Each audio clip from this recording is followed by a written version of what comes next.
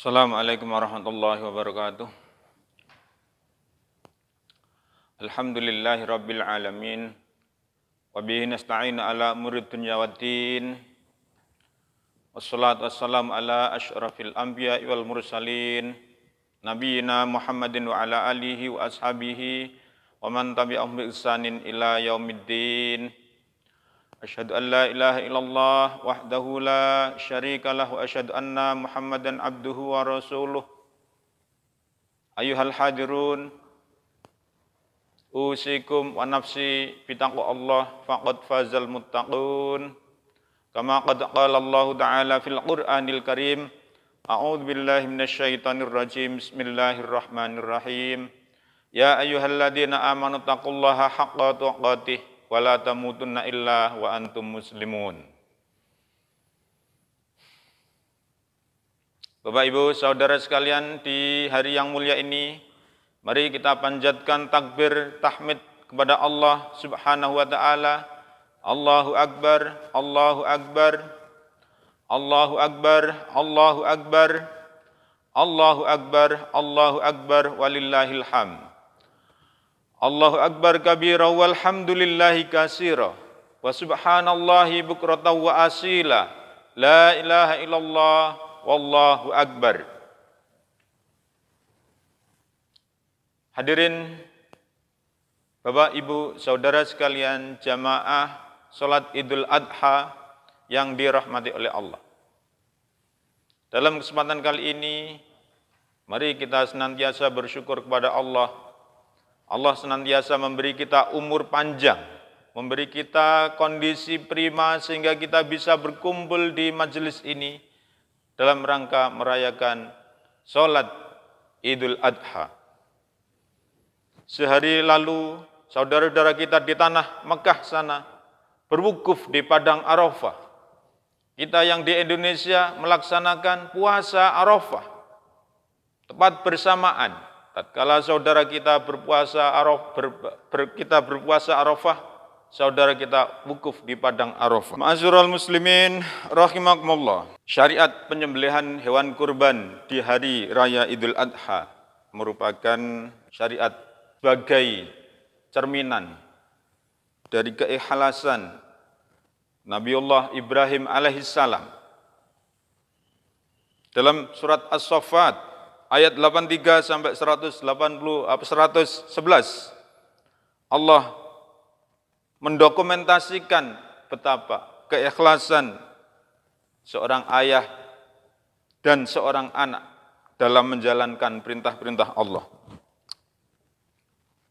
Seorang ayah yang begitu ikhlas mengorbankan anaknya karena perintah Allah.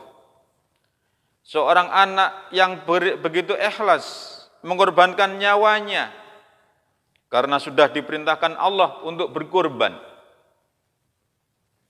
Bunyi ayat 83 sampai 111 dalam surat As-Saffat itu sebagai berikut. A'udzu billahi minasyaitonir rajim. Bismillahirrahmanirrahim. Fabasyarnahu bi ghulamin halim. Falamma balagha ma'ahu sa'ya qala ya bunayya inni ara fil manami ma anni adbahuka fangdur madza tara. Qala ya abati fa'al ma tu'mar satajiduni insyaallahu minas sabirin. Ayat ini jelas menegaskan betapa Ibrahim begitu ikhlas dalam menjalankan perintah-perintah Allah. Juga Ismail, remaja Ismail yang begitu ikhlas, patuh, mendukung perjuangan ayahnya yaitu Nabi Ibrahim. Kisah ini patut kita jadikan cermin di zaman modern ini. Tatkala banyak di zaman modern ini orang tua yang kurang ikhlas dalam menjalani hidup ini, sehingga perintah-perintah Allah banyak yang ditinggalkan. Perintah-perintah Allah banyak yang tidak dijalankan. Dia merasa seakan-akan hidup ini adalah ada dengan dirinya sendiri tanpa campur tangan Allah yang Maha Kuasa. Seorang anak juga begitu. banyak di antara anak-anak zaman sekarang yang begitu dengan mudahnya membantah perintah orang tuanya, membantah tatkala mereka dinasihati. Insya Allah dengan perilaku Nabi Ibrahim dan perilaku Nabi Ismail ini insya Allah nanti akan menjadikan rumah tangga kita menjadi rumah tangga yang sakinah, yang tentram. Manakala seorang ayah dalam menjalankan perintah Allah dilandasi oleh keikhlasan hidup, menerima ketentuan Allah dengan ikhlas, kemudian didukung dengan seorang anak yang juga ikhlas dalam menjalani hidup, dia mendukung aktivitas orang tuanya, manakala aktivitas itu menjalankan perintah-perintah Allah, maka terjadilah keluarga yang sakinah, yang tentram. Bapak Ibu saudara sekalian yang dirahmati oleh Allah, sebelum ini kita kupas, kami akan menyampaikan sekilas sejarah Nabi Ibrahim, bagaimana perjuangannya. Nabi Ibrahim adalah Rasul Allah yang diutus oleh Allah untuk berjuang, berdakwah di kotanya yang asal, yaitu kota Ur, di lembah Mesopotamia. Lembah Mesopotamia ini kalau zaman sekarang ada di wilayah Iran. Jadi di sana itu ada kebudayaan kuno namanya kebudayaan Mesopotamia. Ada satu kota kuno namanya kota Ur. Di sanalah Nabi Ibrahim hidup dan berdakwah. Di kota itu tinggal seorang raja yang begitu angkuh, begitu sombong. Raja ini bahkan kemudian ingin menjadi Tuhan bagi alam semesta. Rakyatnya diperintahkan menyembah dia. Maka Ibrahim kemudian berdakwah kepada kaum ini. Kaum ini diajak untuk menyembah Allah, tidak lagi menyembah berhala, tidak lagi menyembah batu-batu. Akan tetapi kemudian Nabi Ibrahim diusir. Sebelum diusir ini Nabi Ibrahim berusaha dibunuh. Cara pembunuhannya ialah dengan cara Ibrahim dimasukkan ke dalam api yang berkobar-kobar. Ibrahim dibakar, akan tetapi dengan izin Allah. Api yang berkobar-kobar itu malah tidak panas, bahkan menjadi dingin.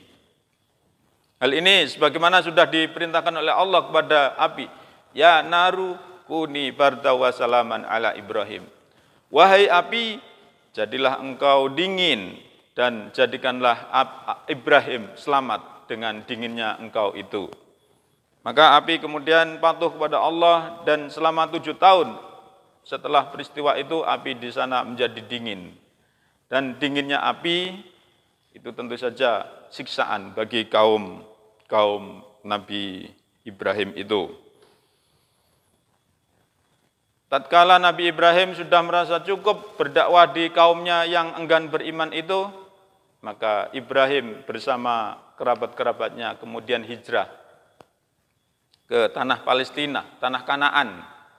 Bahkan kemudian berhijrah merantau ke Mesir.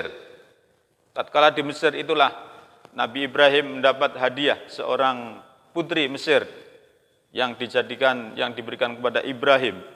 Putri Mesir ini kemudian diberi bernama Hajar. Bapak Ibu saudara sekalian, tatkala Siti Sarah istri yang pertama itu sampai tua, tidak mampu melahirkan anak, maka Siti Hajar ini kemudian diambil menjadi istri oleh Ibrahim. Tentu saja atas izin dari istrinya yang tua, Siti Sarah ini. Maka kemudian dari Siti Hajar inilah lahir seorang anak. Allah kemudian mendokumentasikan kelahiran seorang anak ini, fabasyarnahu bi ghulamin halim. Maka kami beri kabar gembira tentang keberadaan seorang anak yang amat lembut. Falamma balagha ma'ahu sa'ya, maka tatkala sampai pada anak itu waktu yang ditentukan, qala ya bunayya inni ara fil manami. Ibrahim berkata kepada anaknya, inni ara fil manami, sesungguhnya aku melihat engkau fil manami, di dalam tidur, anni adbahuka, sesungguhnya aku menyembelihmu, fangdur madza tara, maka pikirkanlah bagaimana menurut pendapatmu. Lah ini perilaku Ibrahim terhadap anaknya ini, dia mengajak diskusi, Bapak Ibu Saudara sekalian. Nah, ini patut kita laksanakan juga di keluarga kita. Tidaklah seorang ayah, walaupun seorang ayah itu punya otoritas penuh di keluarga itu, tidaklah dia juga bermusyawarah dengan keluarganya. Hal ini tentu saja untuk mencari solusi berbagai permasalahan yang mungkin ada dalam keluarga itu. Fangdur madza tara, maka lihatlah, pikirkanlah wahai anakku, bagaimana menurutmu. Ismail seorang pemuda yang ikhlas mengenal Allah. Dia kemudian berkata kepada bapaknya, qala ya abati fa'al ma tu'mar, wahai bapakku, kerjakanlah apa yang diperintahkan, satajiduni insyaallahu minas sabirin, engkau akan menjumpaiku insyaallah termasuk orang-orang yang sabar. Bapak Ibu Saudara sekalian, mereka berdua ini sabar mengarungi hidup di dalam keluarga, walaupun dalam keluarga itu terdapat berbagai macam ujian dan cobaan. Sabar dalam ketakwaan kepada Allah mereka ini. Sabar dalam menjalankan perintah-perintah Allah. Dan pahala bagi orang yang sabar itu sangat luar biasa, Bapak Ibu Saudara sekalian. Patut kita contoh ini. Allah menegaskan pahala bagi orang-orang sabar adalah innama yuwaffas sabirina bighairi hisabin. Sesungguhnya disempurnakan pahala bagi orang-orang yang sabar itu tanpa hitung-hitungan pahala. Artinya apa? Artinya pahala bagi orang-orang yang sabar ialah pahala yang besar. Allah langsung yang memberi pahala bagi orang-orang yang sabar itu. Apabila kita bandingkan dengan pahala sedekah, sedekah diibaratkan dalam surat Al-Baqarah disebutkan, mathalul ladzina yunfikuna amwalahum fi sabilillahi kamathali habbatin ambatat sab'a sanabila fi kulli sumbulatin mi'atu habbah wallahu yudhaifu liman yasha. Pahala bagi orang sedekah ialah 700 kali lipat. Jadi masih ada hitung-hitungan pahala bagi orang yang bersedekah. Tetapi bagi orang-orang yang bersabar dalam menjalankan perintah Allah, mereka pahalanya tanpa hitung-hitungan. Artinya apa? Begitu besar pahala orang-orang yang sabar. Maka Bapak Ibu Saudara sekalian, mari kita camkan di keluarga kita ini termasuk orang-orang yang sabar dalam menjalankan perintah-perintah Allah. Sabar dalam menjalankan perintah Allah. Seorang ibu sabar, telaten membangunkan anaknya, manakala anaknya itu waktunya sholat, belum sholat, harus sabar membangunkan. Jangan sampai dibiarkan anak yang belum sholat itu, harus dibangunkan agar segera sholat. Bapak Ibu Saudara sekalian, bagaimana kisah selanjutnya terhadap penyembelihan Ismail ini oleh bapaknya? Falamma aslama wa tallahu lil jabin wa nadainahu ya Ibrahim qad saddaqta ru'ya inna kadzalika nazil muhsinin. Tatkala keduanya sudah berpasrah menjalankan perintah-perintah Allah, wa nadainahu ayya Ibrahim, dan kami panggil wahai Ibrahim, qad saddaqta ru'ya, sungguh engkau sudah membenarkan mimpimu. Inna kadzalika najzil muhsinin, sesungguhnya yang demikian itu kami beri pahala balasan bagi orang-orang yang berbuat baik. Inna hadza lahwal bala'ul mubin, sesungguhnya perintah ini adalah ujian yang sangat nyata. Wa fadainahu bidzibhin adzim, maka kami gantikan anaknya itu dengan kibas yang besar. Bapak Ibu Saudara sekalian, apakah sebelum menjalankan perintah ini, menjalankan penyembelihan ini, Ibrahim kira-kira sudah tahu bahwa dia akan ditolong oleh Allah, bahwa anaknya akan tetap selamat, bahwa anaknya akan digantikan oleh domba yang besar? Belum, Bapak Ibu Saudara sekalian. Jadi semata-mata Ibrahim belum tahu apa yang terjadi tatkala Ibrahim mengayunkan pisaunya di leher anaknya. Enggak ada yang tahu. Yang ia tahu ialah siapapun yang menjalankan perintah Allah dengan ikhlas, dia akan mendapat pahala di sisi Allah. Itu saja. Dan bentuk pahala itu bagaimana? Di dunia ini tentu saja tidak akan ada orang yang tahu. Demikian juga Ibrahim, apa yang terjadi setelah dia mengayunkan pisaunya ke leher anaknya, tidak ada yang tahu.